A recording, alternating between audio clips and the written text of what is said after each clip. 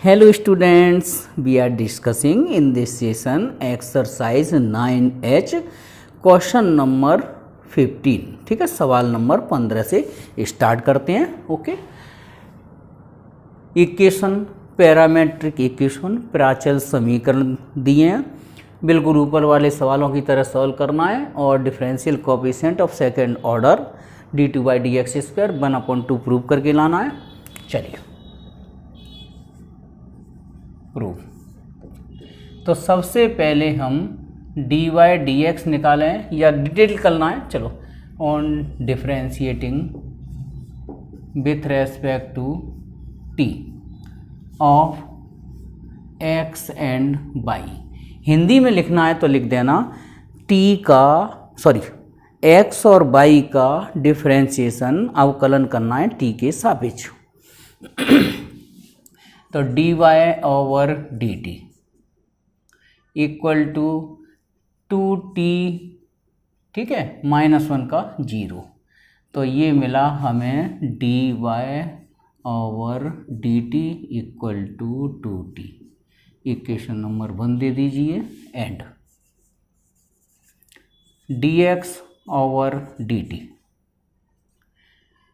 तो dx/dt means 2d/dt t का, तो ये डिफ्रेंशिएट कर देंगे तो dx/dt आ गया हमारा कितना, केवल 2t का हो जाएगा। 1 सेकेंड इक्वेशन। नाउ dy/dx को हम लिख सकते हैं dy/dt और dx/dt। वैल्यू रख दो। dy/dt की वैल्यू कितनी है, 2t, और dx/dt की वैल्यू 2। तो फाइनली आ गया dy/dx कितना, t से। थर्ड इक्वेशन दे दो। Again differentiating with respect to x।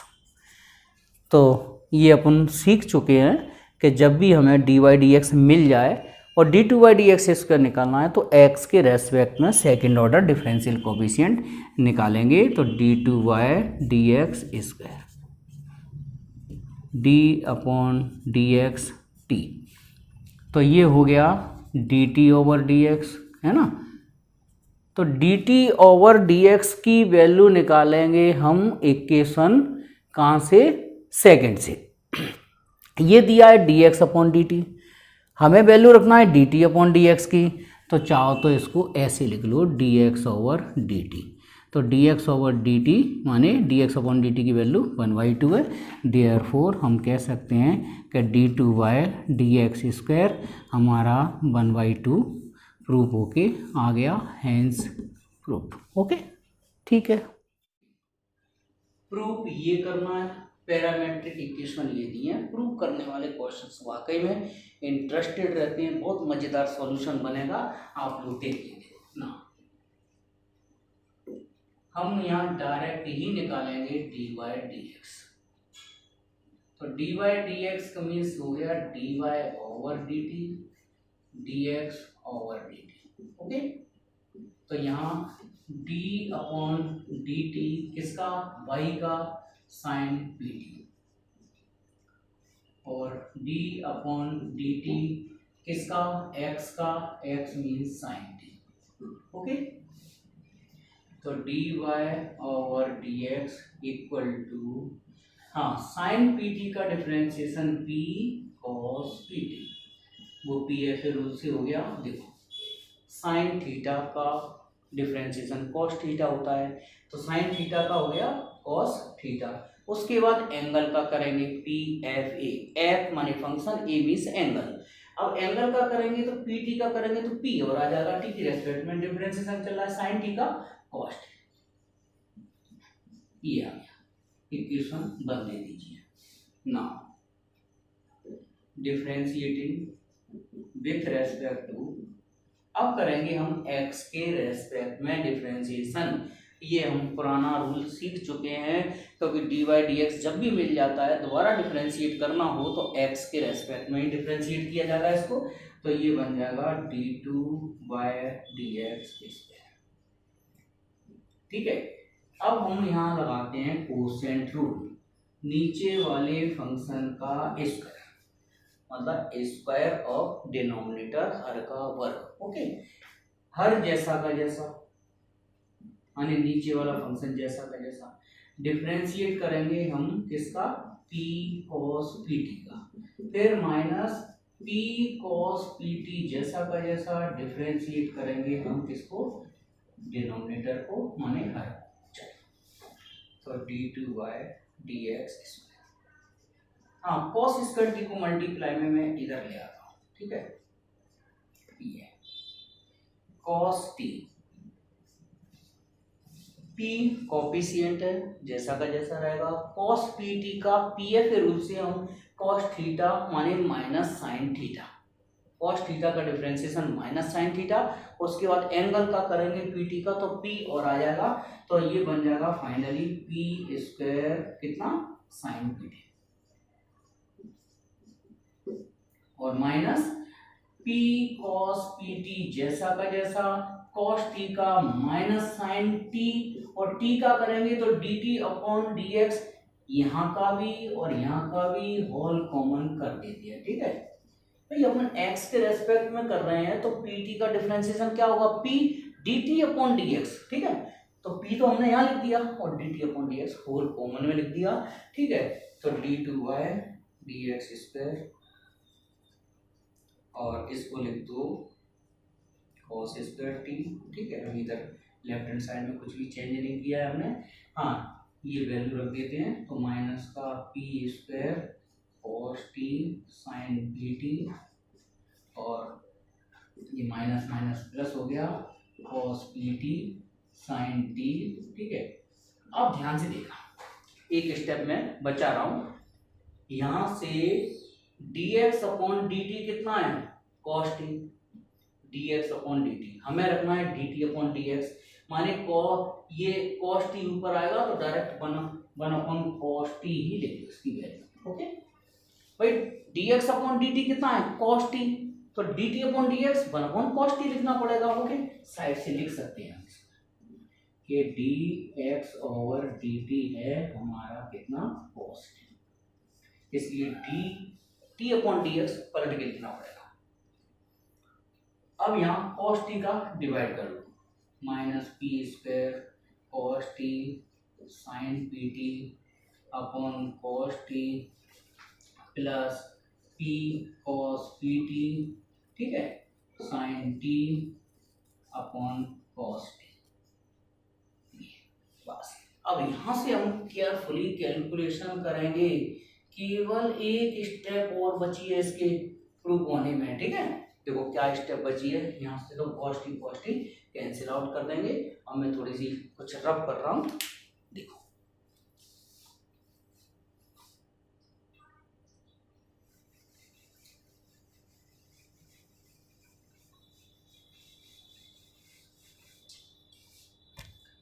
हाँ, cos स्क्वायर t को मैं लिख रहा हूँ 1 minus sine square t d2 by dx square equal to minus p square,